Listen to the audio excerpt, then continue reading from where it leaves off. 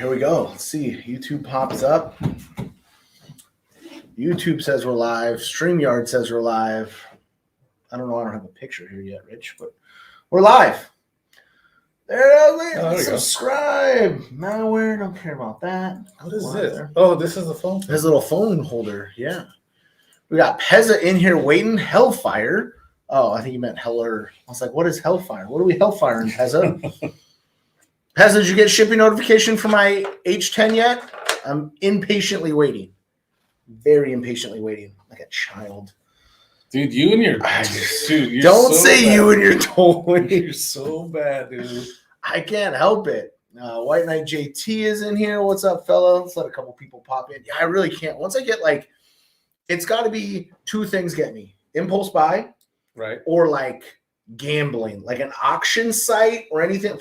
Dude, I can't say. Start driving the numbers up real quick. Get me. Oh, yeah, I can't say it. I mean, dude, every time I get into something new or I find myself intrigued by it, it's like game over. The only thing that's like helping me a little bit is just the Corolla. I'm like, it's a lot of Corolla parts. But look at all the stuff you've done already. I know. It's the same way. Like my latest addiction, and it's kind of bad. And I don't even know why I do it. Basketball cards. Oh, I heard you talking. I can't get on board. Dude, but you know what it is? It's the gambling aspect of it. Like, buying a box for $29, and then all of a sudden you get a Wemby autograph card, and now that's worth $2,000. Yes, I get that. But the odds of finding it are like not even there. Yeah, the gamble aspect of it, that'll get me every time. Yeah, Wyatt in here. Yeah. Impulse buys. Yeah. What's up, Bradley? Yeah, anything impulsy or I just sent you a pic. Let's see. I don't have Facebook. You send a Facebook. Log in. Sorry, guys. We're looking at pictures you guys can't see. You guys don't know. Dustin's in here. What's up, guys? Addie's is in here. We'll just chat with Jeremy. What's up, Kilburn? What's up? See why it's there. Why? Impulse buy. Oh, look. Oh, it's so sick. That's it right there? That's it right there. See the logo on top? Yep. I feel like I should show people this. This is pretty good. That's pretty sick. All right, hold on. Who's making that again? So H-Tech makes, so they're milled aluminum panels and then a full aluminum milled cage. I saw Roberts just goes on an optic. Just slaps onto an optic. All right, hold on, guys. Now you can get in. What do they go for? I think everything are like under 8. But then again, I'm dropping $200 on a freaking what do you call it? Like the card breaks on YouTube. Oh, just hoping, and then I get like 8 cards, and I'm like, dude, I spent $200 on With this, Robert came over and was like, "Hey man," because they're numbered. He's like, "Hey man, you can get your number. Right? Do you want it? I got it. Like no one's here yet." And I was like, "No, I don't need it." It was like, "Yeah," and I was like, "Yeah." See, Jeremy knows 560 for the numbered cage. 100 made. It was one of 100. Yeah. And then, but I got the milled panels too. And then they did light blue to dark blue, which they haven't offered yet. And then obviously, I can't get this thing to zoom. Got my logo in the roof. Like, I mean, it's all right. That's sick. It's pretty dope, right? Now the question is, I don't think anymore, so I can't. The question is, do I run it? Yeah, like Kilburn's came up. He got gold. Oh, that's cool. It's pretty dope, right? Yeah. Yeah. So.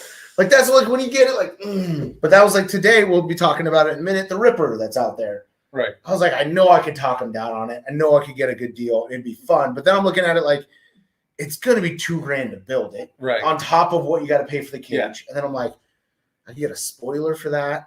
I get lowering springs for that. I get new carbon hood for that. Whoa.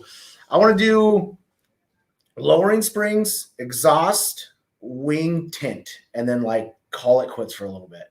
Are you going dark tint? I think I'm gonna go like 18% because my wife has 5%, and it's you can't see anything. I like fishbowl style.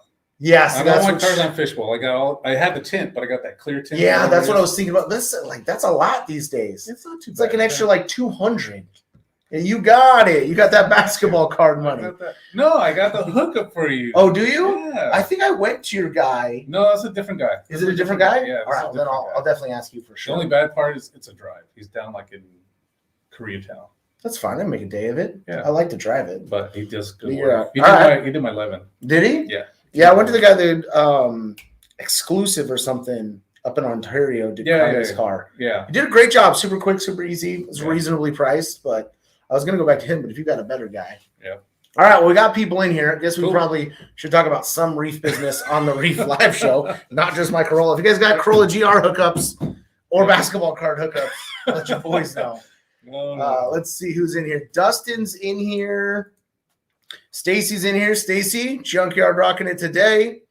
You know what I love about like going to that side of the country and buying or getting a t-shirt? What's that? They're nice, fitting, gilded t-shirts. You know it's going to fit. They're not this Bella Kim, this nerd shit. Like, you know it's good. You know it's good. Right. Hello from Romance, Arkansas. Bama gang at the Rock to Ozarks Summit. Romance, Arkansas. I can't imagine there's a lot of romance going on in Romance, Arkansas. Dude, I want to go to that event next year. Yeah? Yeah. I want to go with you guys. Pigs in here. What's up, David? John Bray's in here. Your Done RC's in here. So today, Reef is busy. I want to say fake busy. No, he's busy out doing some stuff. So we have Rich on with us. And then we thought we'd bring in Wyatt to talk about his latest conquests at the Eurocrawl. Yeah, there was a lot of letters in there. Yeah.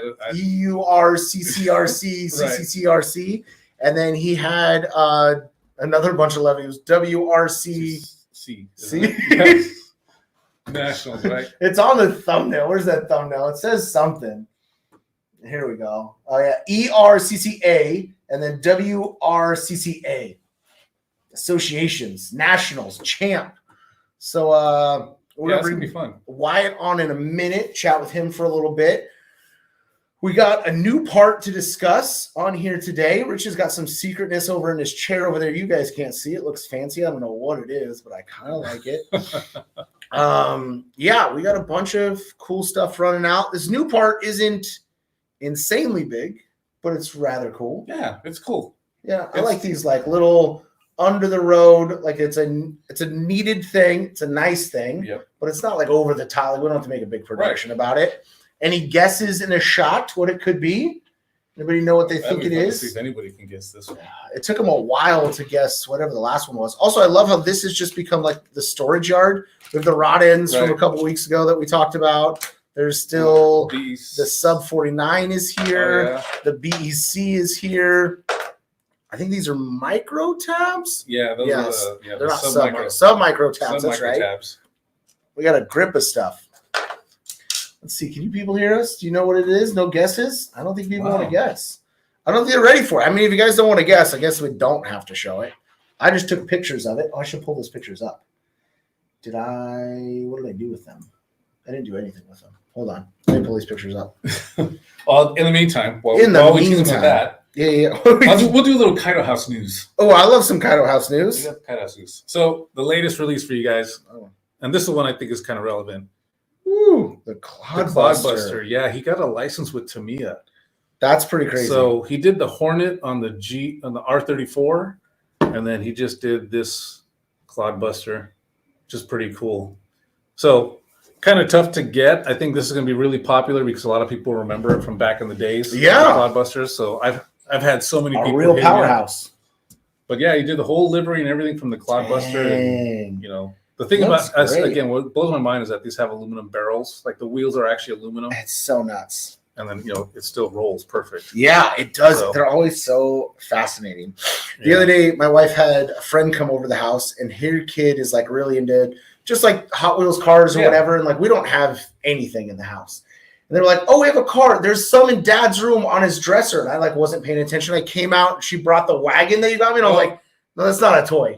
She's like, look, my wife's like, what? I was like, it's got metal. It's not a toy. Like, it's a collector's item. My wife's like, it's a toy car. Like, those are like, I'll give you the RC cars. They're not toy cars, but this is definitely a toy car. I was like, it's not like you can't just. It's not a toy car. Right. So I had to dig around, and I had like an old like Jeep for something. Someone gave me like a Gladiator truck. Oh, okay. Like, here you go. Yeah. Trucks are cooler than cars. I had to trick them over. Yeah. I was like, please give this back to me. Yeah. See here. What's up? Corey's in here. See, Corey knows now because I can never remember if it's Scott or Corey. Corey's in here. What's up, Corey? All right. Well, I have pictures loaded. Ooh, it's dark. Yeah, well, we didn't have a chance to light them up. This one's there better. you go. We'll just use this one. Yeah, that'll work. And maybe this one. There we go. Done. Oh yeah, that looks good.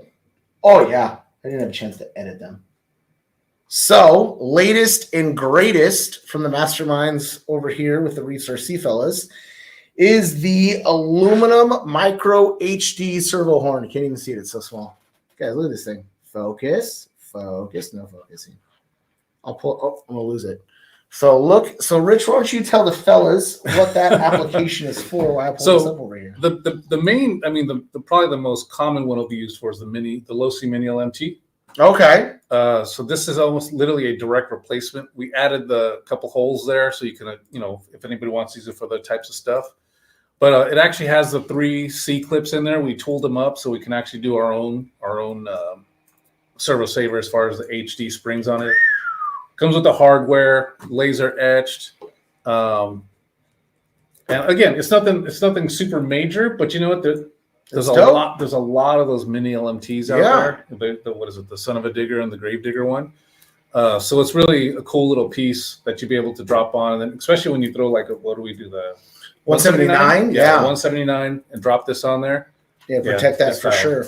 I think it also, for the guys that are worried about shifting servos not having a saver anymore, I wonder if we could work this into working. And that was the idea behind having the extra holes in there too, yeah, just in case anybody wants. Yeah, move it in or out. I mean, on the LMT they use the center one, but for whatever case, we just threw those extra holes in there just in case. There's so much customization going on now these days. I 100% agree. That it's like we might as well just throw some holes in there. Yeah, and I know there's a decent number of people out there that are just worried about that shifting servo going in 24/7. They're worried about they don't set the endpoints correctly. Yeah, I think it's whatever. Still a rather challenging thing. Endpoints in general for most people, but especially shifting endpoints. Yeah. I think that's where the guy who hit me up was like, "Can the 99 handle a dig?" And I was like, "What do you mean? Of course it can handle a dig. It is so overkill for what a dig needs. Like you're not. There's nothing to worry about." And of course, we got the shield feature. Yeah, look at the boss in there. He's not working. He says he's busy, but he's over there. Yep, you can see it right here. You can see the little etched shield out. We got like 3/4 of it. Yep. 7/16. Just kidding. Other cool thing we can talk about before we bring Wyatt on is, for some time now, the boss is considered selling his Ripper, and it is officially up for sale. So you get everything in the picture. You get unbuilt 104. You obviously get a set of axles. There's links in here. There's the front bumper. There's the light bar. This up here has 104 on it for like a scale radiator. You get a sway bar, incision shocks. I think it's everything besides internals and a transmission to kind of make it a slider. You need internals for the axles, and you need a trans. But you get links. You get both light bars. You get the Q series pods, which we all know are next to impossible to get. So if you have a serious offer until it is posted, obviously we'd like it to go to one of the guys on the channel first. Send an email to sales@reefsrc.com. I had a video.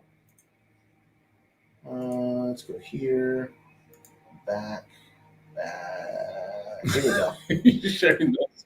I know. I was like, this. There we go. Video. So for those of you that are interested, you can see through everything that it comes with. I mean, how come you never built it?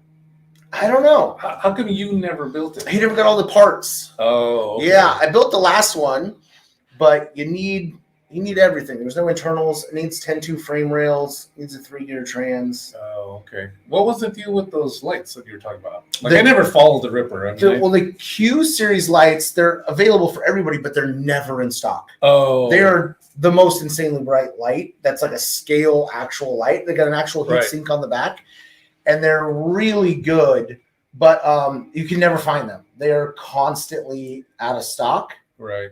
Yeah, so you can see on the 2 front rear light bars, you have the Chase light bar. It's sick. Yeah, it's definitely dope right there. Yeah. So yeah, they're so bright. I had them like way back in the day, but they literally hit the Vanquish website and like in 4 hours they're out of stock. Really? Yeah, it's one of those things too where like if you hit it at the right time, there's that like after sale market. Where it's just then they go from like $100 to like $150. Like right time, right place. It's the only time. Hype. Right? Look at that. Brad said, I'll be talking to the boss. Dad could use a nice Christmas gift this year. There you go. There you go. Christmas bonus for Brad, maybe. Yeah, so anybody who's interested, hit up sales@reefsrc.com. It is available. I don't know how to get out of this. There we go.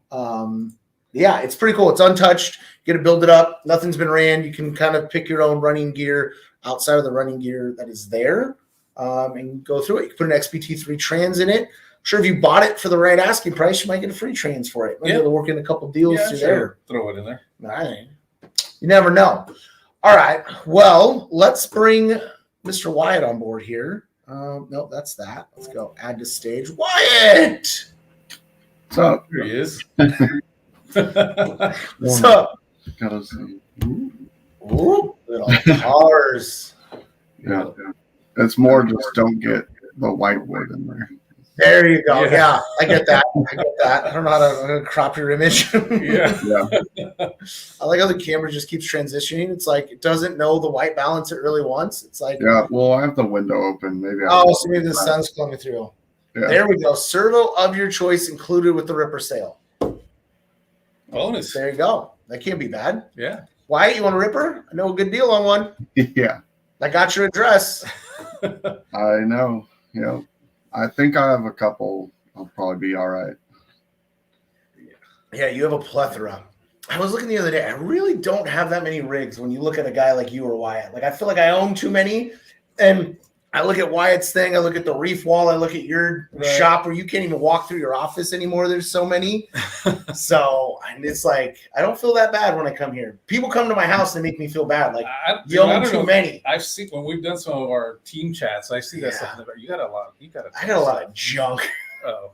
I got a lot of not running stuff. I think that's the difference. Well, I don't. Yeah, mine just look. I guess all mine run. That's pretty good. Yeah. Yeah, half of mine. Yeah.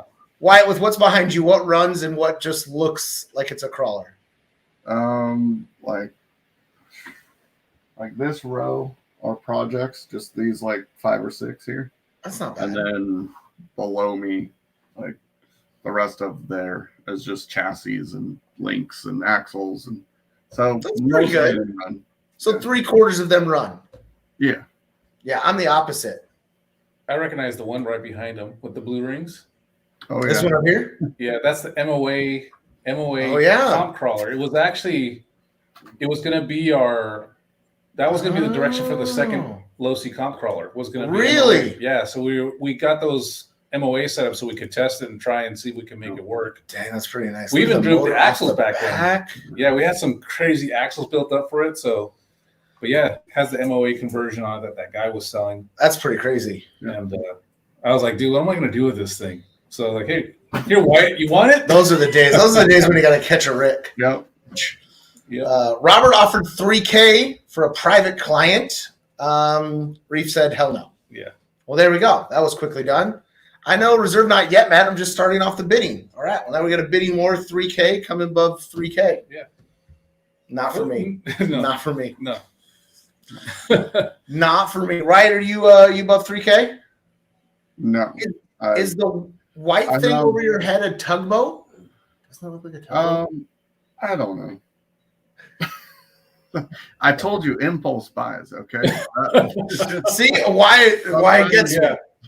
Sometimes things just show up and you forgot you ordered them, and I've never used it. I don't even know where the remote went. I mean, it's just a cool looking boat. Yeah, dude, I have the box. You know that full size company Jetstream? They make those aluminum boats. What the Shreddy boat was like modeled after. Yeah, they released an RC kit for like a night. Yeah. I bought it like at 4 a.m. in the morning. Like I just was up. I was like, yep, need this, bought it. It is still in my garage now for like, it's got to be about a year. I was like, I'll weld it. I was like, I don't know how to weld aluminum. Welding aluminum so hard. I've got one of those. I've got something similar to that. I found in my attic the ThunderTech trophy truck, the core, whatever it was. I have one of those, dude. I have it. It's brand new. I've never used. It's just been sitting in the box. Mine's even has the body panels and everything. Mine's a pile of stuff. I talked to Bill with BGR the other day about welding it, but then I'm like, it's like $400 to get it welded. and then you got to buy the pump, and then I'm like, this is gonna be like a Yes, $3,000 RC car when I have the Jetstream one that just works really good, and I upgraded everything on it. Like, what do I need? Yep. Yeah, impulse buys, they really get you. Yep. So, Wyatt, which event would you like to start by discussing with us? Let's talk about Eurocrawl. Let's go Eurocrawl. Yeah. There you go. Rich has an idea. Yeah.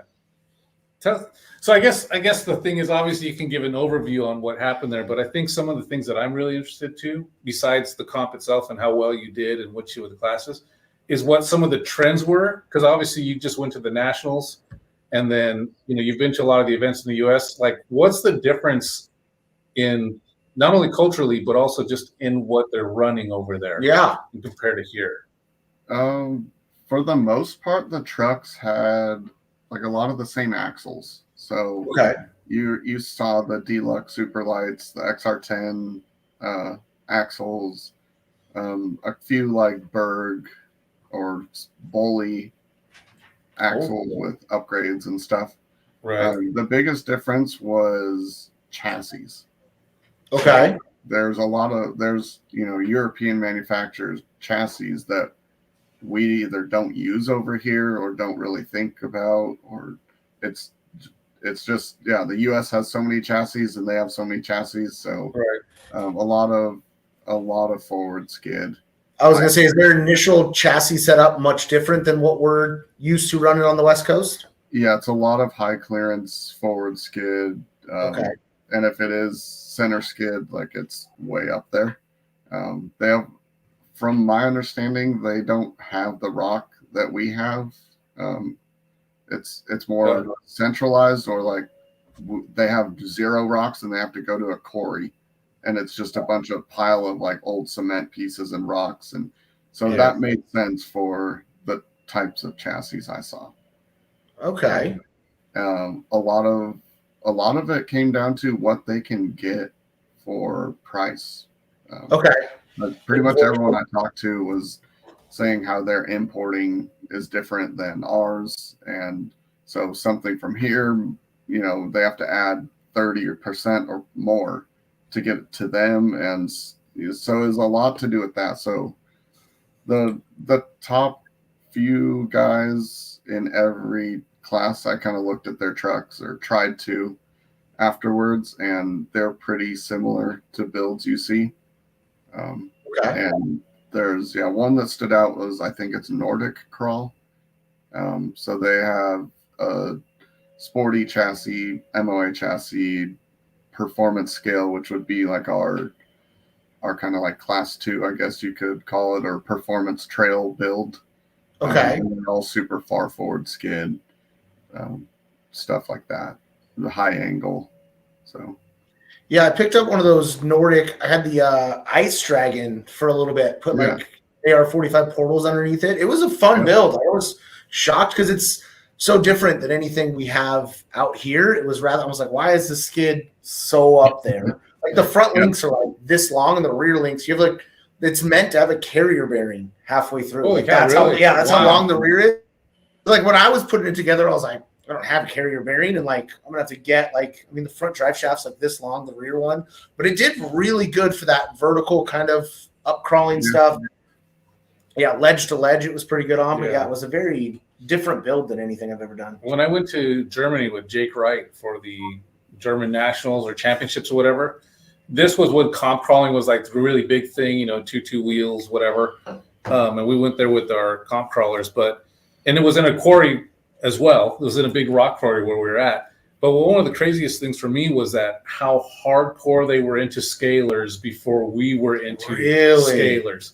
So we probably had, I think there was like 40 people competing in the comp classes, and for fun they had a run afterwards, and there was like 200 scale rigs, and like, these guys had done everything too. By then they also had drivers. There was one guy that had an animated Homer Simpson and Barney riding shotgun, and Barney would rotate his head and barf out the window. That's rad. Like, literally, it was barf. It was like shaving cream or something that the guy had done. Dude, it was so next type stuff that I had never even. That's pretty cool. We were part of it. I've always done it because of the bruisers and stuff like that. But But to see, that's why I was kind of curious culturally, or not only culturally, but also just the difference in the builds. Because we went there, everything was different, and then all these guys had scale rigs. I mean, God, this was like, what, 12 years ago? That's pretty crazy. I forget how long ago. Mike's in here, Big Mike from my local hobby shop, Mike's Hobbies. What's up, Mike? And then Robert now is a bid of $5,000. We're up to $5,000. All right. I think if we sell it on this show, we get commission, right? Yeah, right, yeah. 100%. You said, you said 20%. That's 20%. That's what I heard. Yeah. I'm on board with that. Yeah, I was wondering, is the comp over there set up very similar to how we run it here? Is it like gate to gate, or is it, because I feel like California has like a specific thing. When we went to Alabama, they set up like a fake comp, but here you can do a comp in like a 10 by 10 area, let's say. There we were just on a trail run, and it was like go through this gate on the trail run. Like we went like crazy far. How was theirs like tight knit, or was they like get to this rock? So it was like a standard competition. Your 10 gates, couple bonuses. And yeah, so the location was actually very cool. It was at the top of a mountain overlooking the whole valley and a lake in Italy. Oh, wow. So at the top was like, as you would think, just kind of bushes and trees, and they had gone through and trimmed everything around these bigger rock patches. Okay. And so it was pretty simple how they had it set up. Like this rock over here, that's course 1. This next rock over here is course 2. Like, so you're just walking from big rock to big rock, and that was each individual course. So some were tighter than others just because they're on a smaller rock. Some were a little more spread out if the rock was narrower and longer. And but it was different because the first 2 rocks, so like course 1 and 2, were on a different style rock than like 4 and 5. So like there are different grip levels depending on what course you were on. And then a few days it sprinkled for a little bit. So then, as soon as that happens, scores just start going way down. But were you on the grippy rock when that happened? Were you on the slick rock? So it was just a lot of variables going on, but it was very cool. They use a like website over there to do scoring. It's all live scoring. There's phones for each group that do the scoring and judging. And so there's no clipboards, there's no physical timers, there's no pens to go bad, or like none of that, no paper. And as soon as you finish your run, they hit submit, you check it over, and I don't know, 30 seconds later, it's updated to the overall scoreboard. And everyone there has access to that. So you can just go on the website and go, oh, who's leading? Oh, how'd they do? I have this course next. What's kind of the average score? Some people choose to not look at it at all because so you get like live scoring then. Yeah. So I had never heard of that or seen that. I guess they've been using that in Europe for years now. That's really cool. Building it up. And so now with the event organizer, or one of them, I should say, Samu, is from Finland. He helped me set up an account and everything. So we're going to utilize that. We are struggling. Yeah, we're struggling right now. Our Wi-Fi.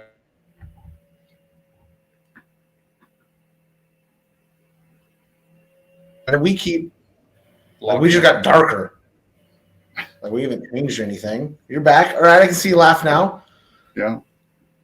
There it is. We got Colorado Adventure in here. Hi, boys. I'm late. Wyatt's on. Yeah, buddy. Mark Saxton's in here. Hello, gentlemen. What's up? My dad's in here. What's up, Dad? Hey, Dad. Live scoring sounds interesting. Yeah. I hate the waiting and then knowing for me, not that I don't ever rarely comp, but I want to know going into it, is the bonus required? Am I 10 points behind? Am I 1,000 points ahead and I don't even need to stress myself out about it? And I can just breeze through the course. Yeah. That would be really interesting to know. It would make me try. It changes the strategy. Yeah. Totally. Because I feel like every time you're I got to do the bonus and then you just don't need it. You ran out of time, scratch your rig for no reason. Yep. Yeah. It changed the strategy for sure.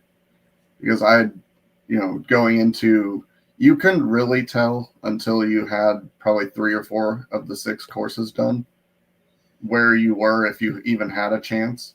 But those last like 2 courses, I'm going on there. Okay, well, here's the few better scores. Well, they didn't do so well over here, so I'm okay, and do the math. So I'm like, okay, if I do a -30 here, I'll be kind of up in there, and then the next course I need to keep with like a -26 to keep my place. Like you could do the math and figure it out.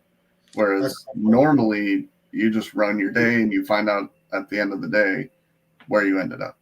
So it was a little different mindset, but pretty cool to have that option. Yeah, I think that would be very cool. I think also for comping, what I saw that the WRCCA guys do is like the real scale ones, the drivers all stay in an easy up. Like you don't get to watch. Like if you're running before me, I don't get to watch you run and learn from you and learn from Wyatt. Like for comp, every course, that's what I was told. Yeah. Okay. Normally, like finals will be that way. Like top 5 go into finals course, and then the other 4 can't watch each other run unless you've already ran. I've never heard about that for every course. I like that personally, because you walk your course, you see what you see, and that's how you're going to run it. Yeah. And that's that would truly be the challenge of driver to driver. For sure, because I always want to go like 3rd or 4th. Like I'm gonna pick the guy. Like if I'm comping and Wyatt's in front of me, like I'm like, oh, he did that. I'm taking notes. Like he put his tire there. Oh, he put his tire here. Like if I'm going ahead of him, like I'm not making those same decisions when he's backing down lines and doing stuff, but not like going in just your truck in that course. It would take forever, and I would never do it. Yeah. It gets rid of the guinea pig. Yeah. Guinea pig effect, where you have someone else just who's going to do it, and then we get it. I'll take advantage of them. Yeah. One guy asked me once, they're like, what is the thing you think that's most important about comping? I was like, never go first. Yeah. Like let the other 15, like take your breaks, hang out. It goes both ways though. Like we at Nationals, for instance, I grouped up with some of the Utah local guys and Logan, West Desert Wheeler. Mm-hmm. Every course first. He'll walk it, plug battery in, he's going every time. No matter the class, no matter what. Well, see what I did too back when we were doing with the comp crawler team back in school with Jay Robinette and some of the other guys at Jake and stuff. I was the guinea pig. Yeah. So they would just have me like, hey, go try it, because I didn't care. I wasn't going to try and win. Go get last place, Rich. Yeah, it doesn't matter. But I would pre-run the course basically for them, and they would just have me, hey, go try this line, and that type of stuff, and that's what. As long as you get like an honorable mention, like I couldn't have won without Rich. Like, yeah. But yeah, that's what I used to do back in those days. That's pretty good. Cody asked, "What is the app called?" So it's a website, and it's called crawlerresults.com. Crawlerresults.com. That's pretty cool. And it keeps everything. So like I can go back to whatever Eurocrawl 2017 and see who got what course scores and who won and what class. Like it just keeps everything. That's really cool. That's cool. It's pretty cool. We're gonna try and adopt it and use it in the Utah series this year. Nice. And from my knowledge, nobody in the US even uses it. So he said I'm the first account he's set up for the US. Awesome. Nice. Awesome. So we'll try and get that rolling. I think it would be good for comps that have phone service. You have to have the service, but it just goes that much smoother. There's no 2 hours at the end with spreadsheets and figuring all that. It's just making sure Steve can add together. Yeah, I mean, even if you wanted to go to a comp but you didn't have all day, go in the morning, run your courses, leave. You can check the website all day long. Oh, I'm still in whatever 9th. Oh, this guy dropped down. Oh, now I'm in 7th. Like you can, and you'll know. That would be huge. I feel like that is probably the number one deterrent for me in comps. Is just like I don't have 12 hours to spend for 8 minutes of rock crawling. Like that's why I just love trailing. That's what got me out of racing to begin with. Like you'd go to the track for 12 hours, and you were lucky to get an hour's worth of runtime all day. Yeah. Like you have three packs and then two heats in the main. 2 heats in the main, and you're doing 6 classes just so you can. So you got $20,000 of cars on your table to all run them for a total of an hour. Like then you go out you just walk around and crawl with your buddies, talk shit the whole time, and have a good time. Like that's why when people got to get into crawling, it's so much easier. That's what the comps are, though. You're Yeah. hanging out, you're guiding people, you're talking about different lines, you're watching people run. Oh, they made that bonus. Okay, it is doable. Man, I don't see that line. My truck, you know your truck. And so that's part of it. You're just hanging out, meeting people, and then it's like, okay, it's your turn to go. So I like it as a whole event for every day. So, but if you don't want to meet people, I guess I don't mind meeting people. I'm in a rush. I gotta go. I think that's a different story. It's not that I don't want to meet people or hang out with them or whatever, that type of stuff. But there's something about getting the driving in. Yeah. Like, I am impatient. I want to go drive now. And like, I don't want to, I can't stand. All just show up to the same rock cluster and like everybody be like, hey, I hit line A, and then we all try line A and be like, 3 of us did it, the other 4 suck. But this isn't like teach them how to do it, but then you're still driving. Yeah. The standing around gets me like I mean, I can I'm a little too people and stuff I like to talk, but I'm a little too ADHD. Yeah. And then I always show up like Rich, like I don't care. It doesn't matter. I'm not even looking at the scores. As soon as they're posted, I'm like, did I get 5th? Did I get top 5? I'm done. I'll burn my house down tonight because I didn't get top 5. I always act like it doesn't. I never care. And then they're like, post the results. I'm like, let's go. So at my house by myself. So what were your results overall? How did you end up finishing in the class? For Eurocrawl, first day we ran Super and Mini. So Super I ended up first, so that was pretty good. Nice. Mini I got second. Next day was Sportsman. I ended up second. Pro was 5th, and then Performance Scale was 4th. Nice. So rounded that out, and then that gave me overall points because they do the overall championship. Okay. And I actually was tied for first. They take whatever your pro result is, and then your 2 other best results. And I was tied with Tomas from Norway, which is a very good driver. Oh, awesome. And they had to go to our 4th class to have the tiebreaker. So ended up getting the overall. Dude, that's pretty awesome. Cool. Yeah. I thought it was going to be like a run what you brung, like you had to run each other's rig tiebreaker or something. Cage match. I don't know. I was hoping for something. Dude, that's awesome. That's pretty cool. So now you went to there. You spent a little bit of time, obviously, with your mom. And yes, I got to bring my mom along for the trip, which was that's awesome, dude. So you guys went around the country and checked stuff out? Yeah, so the competition was up in very northern Italy, so it was almost to the border. I actually drove to the border after the comp from our hotel. It was like 10 minutes. Oh, okay. In Switzerland. So, and then we ended up spending the next week after that. We went over, took a train ride up through the Swiss Alps. Was really awesome. Dude, that's cool. And then we ended up coming down, hitting the main points like Florence. We went over to Pisa, Milan, Rome, the Colosseum, all the fancy cool stuff. So I actually took my performance scale truck in a backpack with me in the Colosseum. So I have pictures of my crawler like at the Colosseum on the rocks. No way, that's really cool. That's dope. That's cool. Yeah. So you get back from that trip, and then obviously you have the Nationals next, right? Is that what? Yeah. So that was. I'm gonna have to look at the calendar. Things have been flying by. Yeah. So that was. I got back on the 29th of September. Right. Nationals started on the 10th of October. Okay. Right. So it was. I had like a week, and that week was Trail Hero here in town. If you don't know what that is, basically a hardcore full-size off-road week-long event with live concerts and events and everything going on. So that was a full-scale We Rock competition and trail breaker, and so that was a bunch to do there. And then this weekend's Nationals, by the way. So did you change any setups on your rigs between the 2 places? Tires, weight, anything? I tightened a few screws, replaced a rod end that was stretched out, and that was about it. Really? So, and I run the same wheels and tires on my MOA, my Pro, as the Sportsman. So I just swap them over day to day. Right.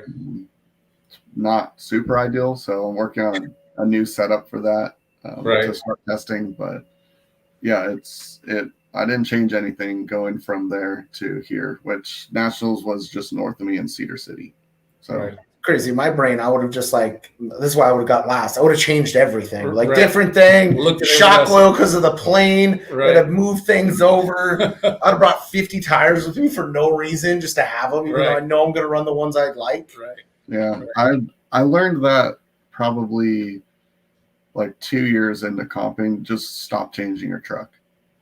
Set it up, drive it, and if it's really wrong and you're not making lines that the other top 10, 15 guys are, then maybe change it, and one thing at a time. And if you don't notice a difference, just go right back to what it was, because it'll make a difference somewhere that you're not noticing at the time. What is one of the first things you would change if, let's say, you're struggling at an event or whatever? Like what's your go-to, or I'm going to try this first before I do anything else? I mean, besides tires, maybe geometry wise or whatever, what would be the first thing? Normally I will either move the shock position lower or more angled or straighter up, or I'll adjust anti-squat in the rear. So I'll move the links at the chassis side, the upper rear links of the chassis side. It's been a while since I've done that. I try and just keep them consistent. And if there's a tough gate, there's a tough gate. Or I know my truck doesn't like side hill and then turn up left. It wants to unload. Well, that's the gate, so I have to deal with it. I'm not going to change my truck from course to course or something. But I did bring one extra set of tires when I went to Eurocrawl for one truck, and I ended up changing them. Okay. But that stuff is just interesting to me, because I ran the team for 10, 12 years at Team Losi, and the changes that we would make, the guys would come in with a set car, but then they would also adjust 5-weight oil here and there. And I know it's racing and it's high speed, so it's obviously a big difference, but I do know that you can make some pretty serious things. Like I see somebody saying weight. Yeah, Dave would have just weight and then said Wyatt's a comp god. Yeah, and then but then I was also just curious, because I'm not at the level of what these guys are. So they drive. I'm just kind of curious what these guys. Raymond popped into the hello family. I would always, back in the racing days when I really cared, I would change shock oil when I got to the track, and then unless it felt like garbage, I would leave it till the end of the day. I used to run heats and then be like, it got hot, so it's less viscous. I need to change it before the main, and then you would the rebound wouldn't be perfect. Everything would, and your car would feel wrong in the main, and then you're like, I'm like, you just gotta, That's why I was curious if you made any changes like that, or if anybody does that type of stuff. For that, I am the worst person when it comes to that. Absolute worst. You're just gonna drive it. I will build a truck and I will not touch it for 2 years. And I'm like, that's just how it drives. I mean, that's a good thing too, because you know what it can do. I don't rebuild shocks. I don't add or check grease. I don't check bearings. I tighten a few screws on the C-hubs and the knuckles every once in a while. This is from the guy that just knows how to drive. I'm the worst person when it just knows how to drive. What we got to train him is I actually changed the grease using my REEFS grease. Just product placement. Yeah. Well, I haven't done it in 2 years. I bought one bottle. No, speaking of Logan, he's in here. What's up, guys? Logan. Boss is gone. Let's party. We've been partying. Where you been? Cali Crawlers is in here. What's up, fam? Straight driver mod. Yeah, I mean, I used to think, I don't know, before big crawls, I would rebuild shocks day of, just so that way I knew it was fresh. But I don't know if that changed. By doing that, you changed your truck from the last time you drove it. I know, but it made me feel better. I was like, even if you're fixing it, you're like, technically, this is low on oil. I'm gonna fix it by bleeding and doing. You just change your truck. Now it's a different truck. Proud of me now, because I don't even know if I have a battery pack for it or whatever when I get there. It's got flat spots because it's been sitting on my shelf. So my favorite is when with the phone try to get it back. I break it and then janky Jimmy rig it back together, and then I put it on the shelf. I'll fix it before the next crawl, and then I show up and I'm like, Why is the rear got like a oh, I forgot to fix that. I did that. I experienced that yesterday. Luckily, it wasn't at a comp, but See? I took the truck out and I was like, oh, yeah, we'll just. I actually had a bunch of friends in town and they all wanted to experience rock crawling. Okay. RC. They do the full size stuff. And so I'm like, I'll bring like 5-6 trucks out. You guys just hand remotes, have a good time. Right. And then one of them's like, you know, it's 20 minutes, 30 minutes in. He's like, it's 3-wheel drive. I'm like, okay. Like, and I looked and there was, as I looked at the truck, I'm like, oh yeah, I remember this. I forgot my front universal had one ear left and a pin like halfway out. And it lasted for apparently like 30 more minutes. But I'm like, that's my bad. That's my favorite. It just happens. I don't check anything. I'm just like, I check like the same 4 screws on every truck, and the ups are tight. I run it. Yeah, I had on my Test Pro, the original Axial Pro, the Mamba X would never find neutral. So you'd have to hover over it with the throttle and like wait for the thing to hit 3 yellow things, and then it would find neutral. I crawled that thing for 2 years like that. And everybody's like, what are you doing? We're getting ready. I'm like, hold on. All right, we can go. We can go. Change it. And I was like, everything works. It's the settings I like. Like it's 10 seconds to arm it. Like I'll be fine. I'll be fine. So how did the results go for that one? For nationals? Or yeah.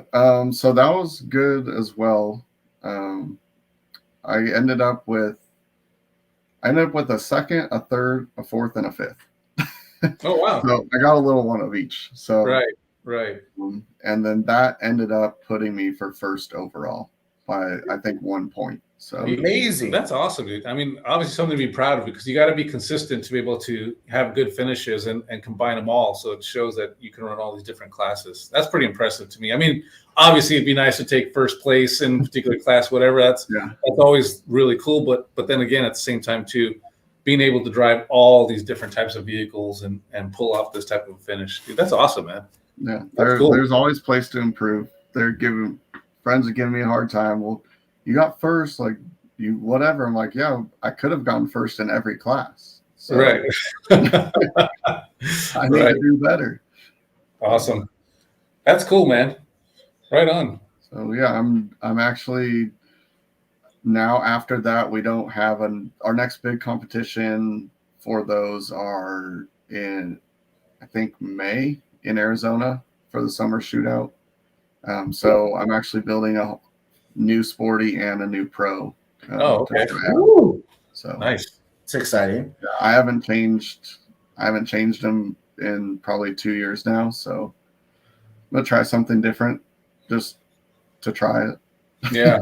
Nice. New chassis, new axles, or just new build, same setup? The axles are staying from both of them, but new chassis, links, shocks, transmission, wheels, tires, motors, ESCs, servos, everything. So, wow. It should be exciting. Let's hear Bone Brox Brian's in here. What's up? Spot Air Guns, got my reef and links installed. They're great. Love to hear it. Awesome. Yeah, and half those dudes are legit drivers too. Nationals this year, a lot of us were talking, and it, you get your like Eurocrawl or Worlds, and you get big events, and for the most part, most of the guys that you see in the top 10 consistently show up, and then you get the few 3 or 4 or 5 that couldn't make that trip, and so you're like, if you do well there, you're like, I did well, but in the back of my mind, at least, it's like, yeah, but these people weren't here. And I felt like Nationals had that driver, that rank. Right.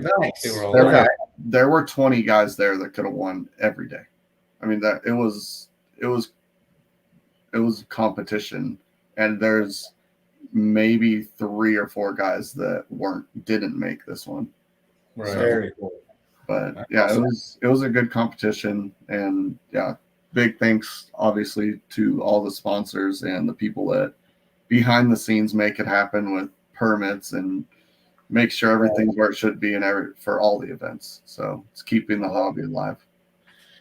West Desert in here. It's really cool to watch Wyatt run courses and problem solve. He's really good at recovering without acquiring more penalties. Look at that. Yeah.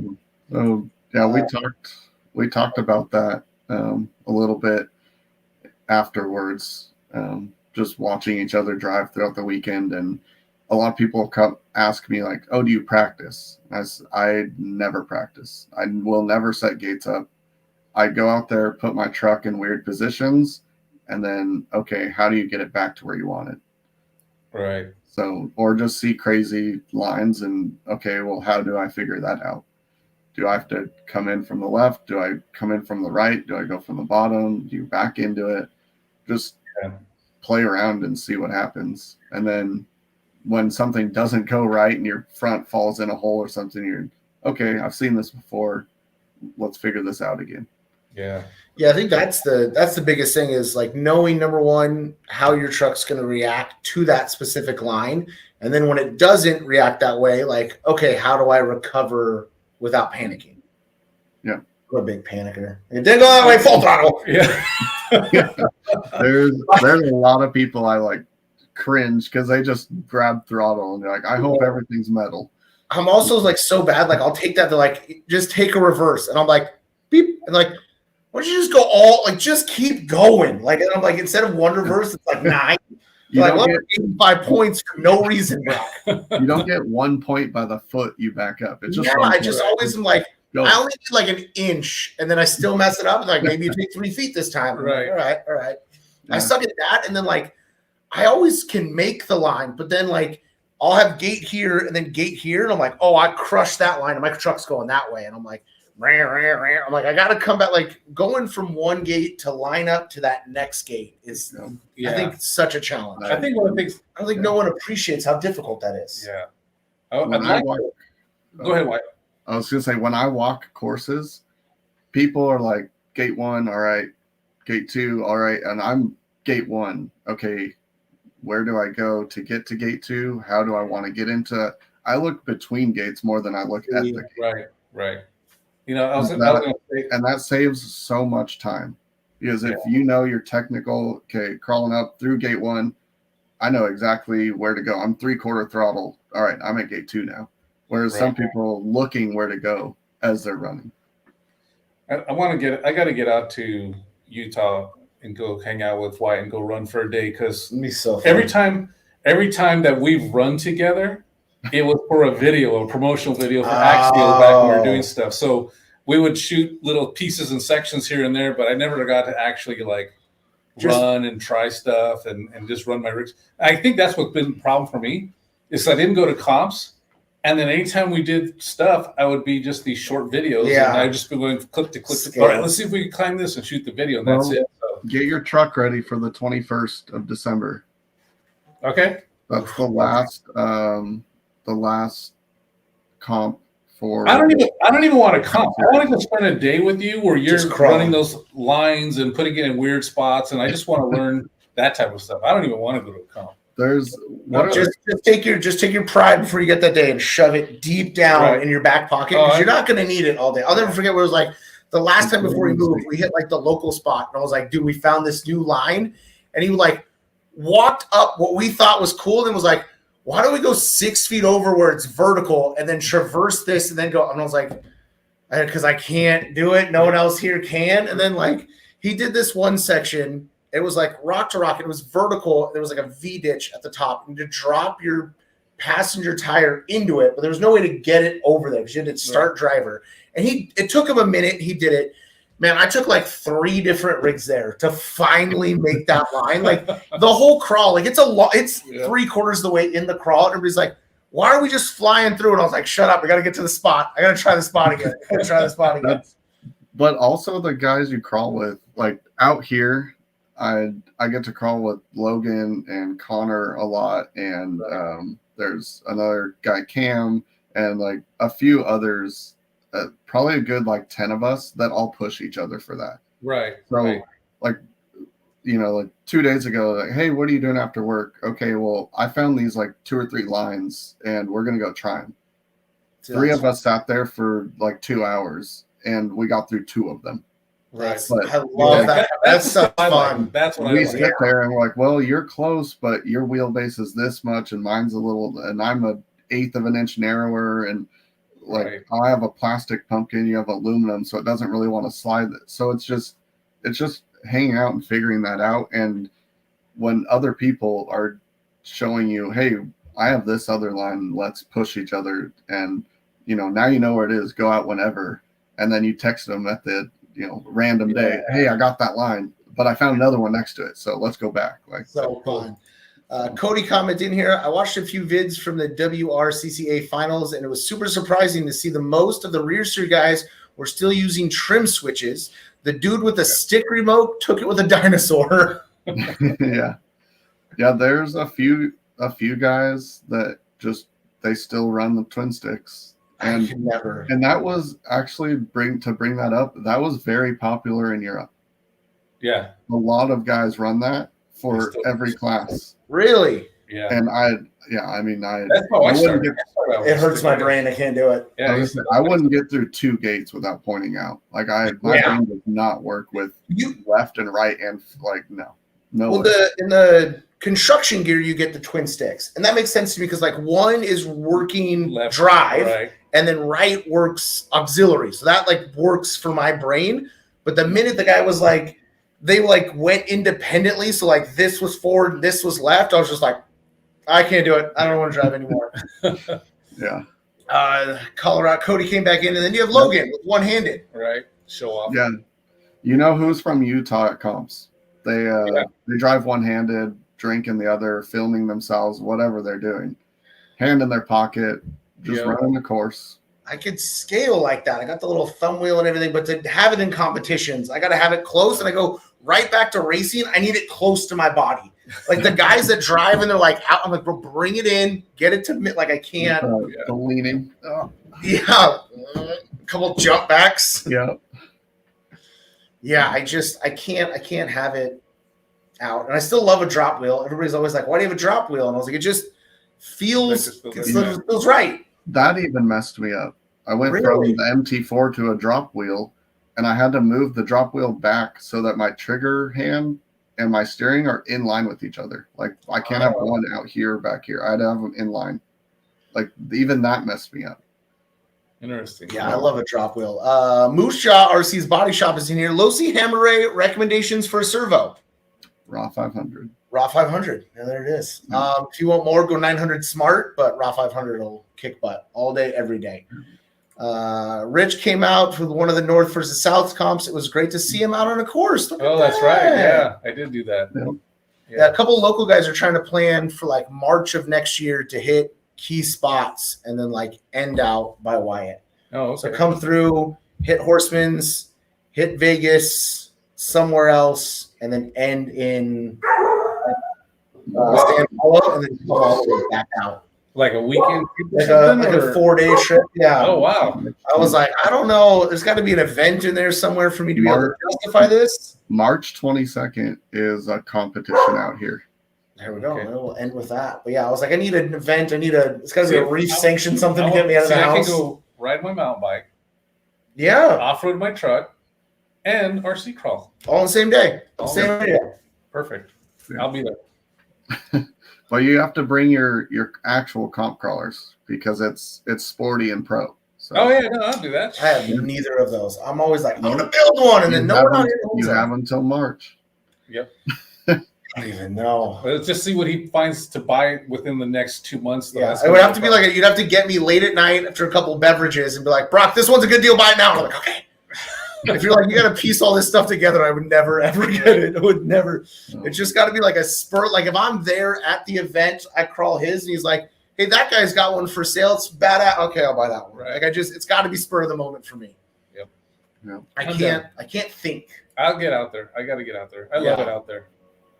I haven't been. I only went out once for my daughter's softball, and then we were supposed to link up. But the day he had time, we had softball. The day I had time, he had work. I was like, I was fortunate. I've been there for videos, our production videos, that type of stuff. And then I've just been out there crawling and a couple comps and mountain biking out there in St. George and Hurricane. And it's like, it's epic. Yeah, I got to get out there. Get back out there. I love that place. Used sporties are a great deal every time. There it is. Sporties are easy to build. They're so simple. You could take your standard like performance scale rig, put a small body on it, pin tires, you have a sporty. I mean, so can I run my comp crawler? Can I still run my low C comp crawler? Yeah, it's still 12.5 wheelbase, like minimum body dimensions, which that would have. I guarantee you could probably still run it. There you go. What about a little weight to the front though? Doesn't it have front rear dig? I can't remember now. Not in sportsman. Oh, okay. But in pro you can. Okay.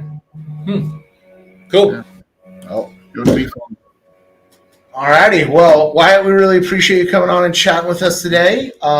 We have reached the 1 hour mark. We did a real sweet or reef. A little bit different of a show, right? It's a better show. Quality. Yeah. This was good. This was like PBS. We got public entertainment coming out and educational for all you nerds out there. Hey, thanks, Wyatt. But get back to work now. Yeah. Thanks, Wyatt. Design cooler shit today. Yeah. Hurry up, man. Is it done? I'll be Reef. Is it done? Is it done? No. Every time you ask, it's one more day. You should just give him the old Losi line. It's 2 weeks. It's going to be out in 2 weeks. Yeah, 2 weeks. All right, guys. Well, thank you all for watching. We really appreciate you, and we'll catch you next week. Happy Halloween. Yep. See you guys. See you, Wyatt. Adios.